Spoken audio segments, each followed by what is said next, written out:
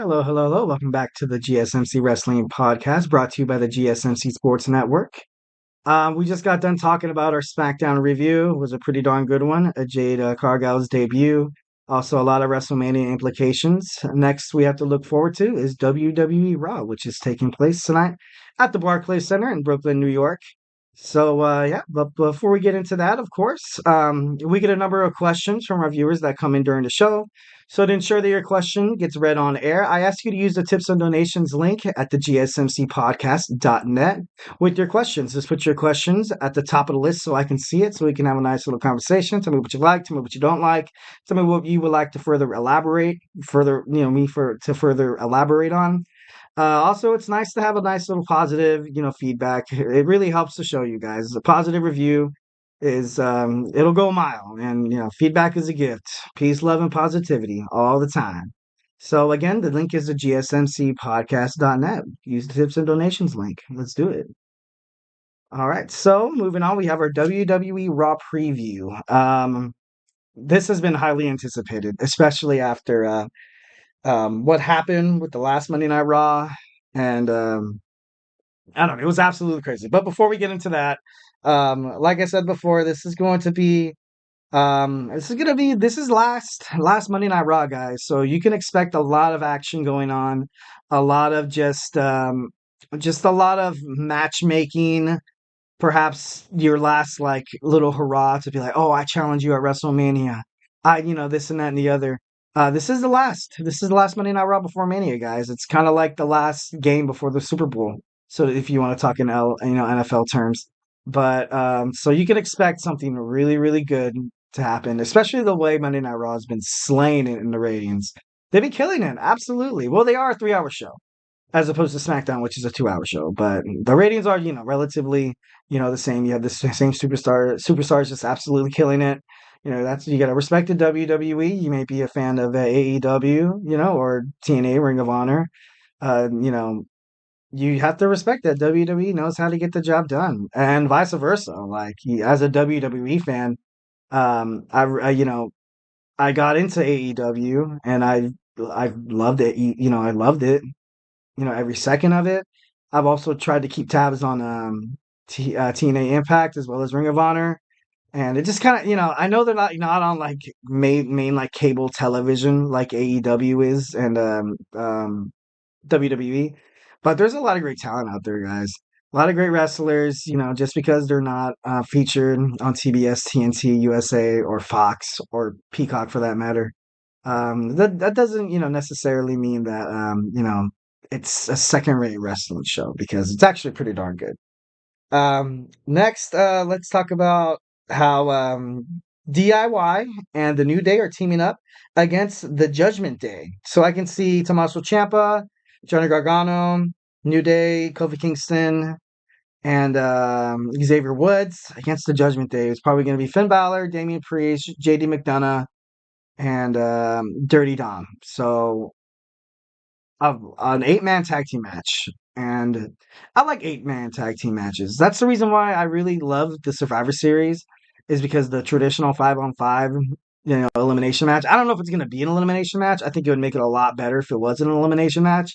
But it's going to be kind of interesting to see. I know a lot of people thinking that this is just like, oh, this match doesn't matter. It's just going to be basically, kind of just like giving people a taste of what's going to happen at the six-pack ladder match at WrestleMania 40. But I think it has a lot of implications. It has a lot of implications. I think if the Judgment Day lose this match, I think they might consider breaking up the stable. Like right now, you have Rhea Ripley. She's so over right now. She's absolutely propelled herself to superstardom. Dom and JD, they're kind of like like, and I don't like to use the word joke because of their God-given wrestling abilities, but they're kind of like the second-rate stars who get beat and stuff like that. And I don't really see them going anywhere. And I kind of miss seeing Finn Balor in singles competition, but that just could be my fandom kind of getting in the way there, because I liked how Finn Balor was. He was the first ever Universal Champion, and due to an circumstance unprecedented, he was forced to give up the title, and who knows how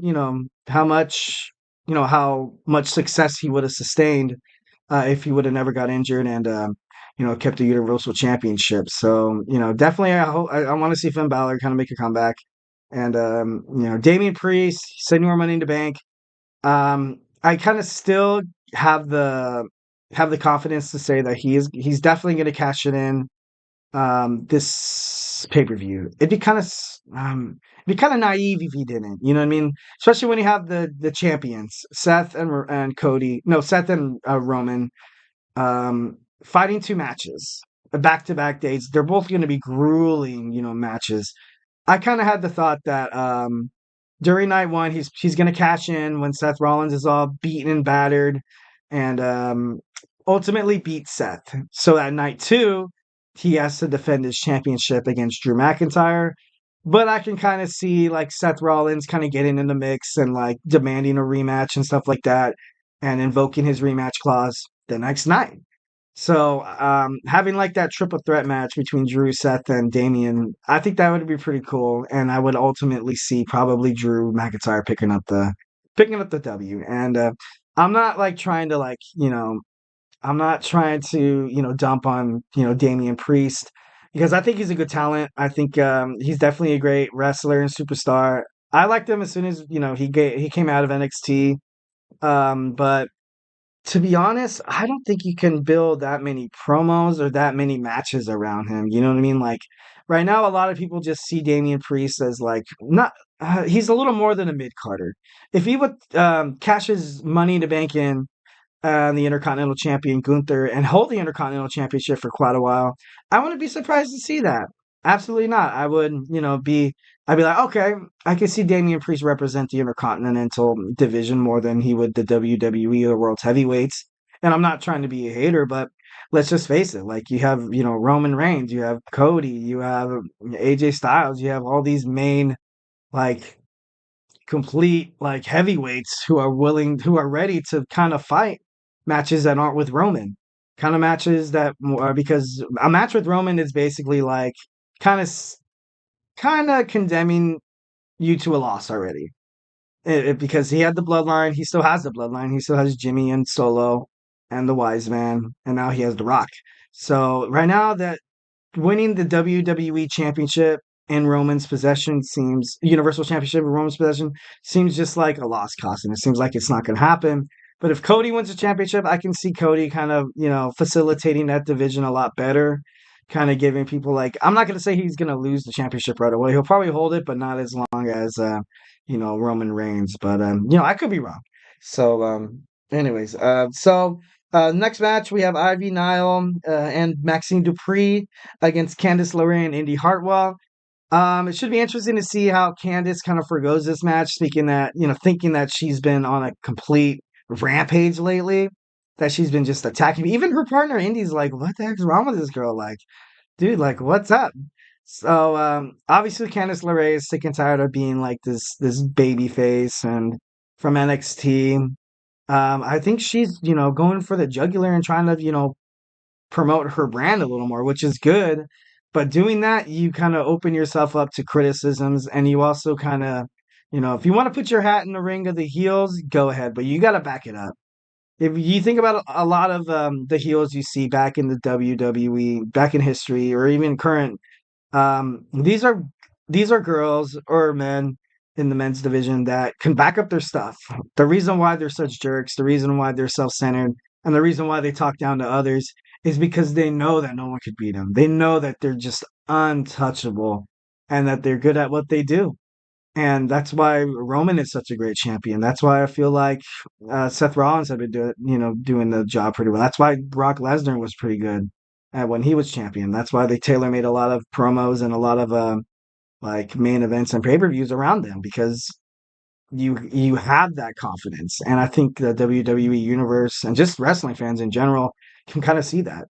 So it's interesting to see what they do with Candice's character tonight, but who knows?